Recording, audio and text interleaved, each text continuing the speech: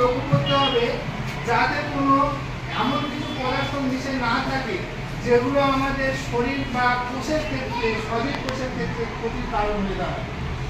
তার মধ্যে ওই যে উপাদানগুলো বললাম সেগুলো থাকতে পারে। এর ফলে আমাদের কি হতে পারে, বিভিন্ন ধরনের রোগ হতে পারে। তো এই রোগগুলোর নাম কি কি? এটা তোমরা জানো, ব্যাকটেরিয়া ঘটিত একাধিক রোগ আছে। ব্যাকটেরিয়া ঘটিত কি কি রোগ আছে? দু চারটে বলা যাবে।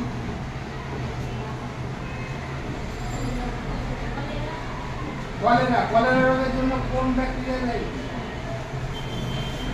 ভিব্রিও কলেরিস, তাই তো? আর কি ব্যাকটেরিয়া ঘটিত আর রোগ? ডায়রিয়া। আর কি?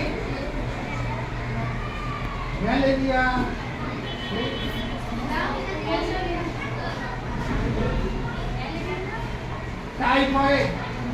টাইফয়েডের জন্য কোন ব্যাকটেরিয়া? সালমোনেলা টাইফি, তাই তো? এগুলো এত খোঁজা থাকছে কেন? তো এইরকম বিভিন্ন রকম ব্যাকটেরিয়া আছে যার দ্বারা এই সমস্ত রোগ ঘটতে পারে। আর এছাড়াও ব্যাকটেরিয়ার পাশাপাশি বিভিন্ন ভাইরাস আছে।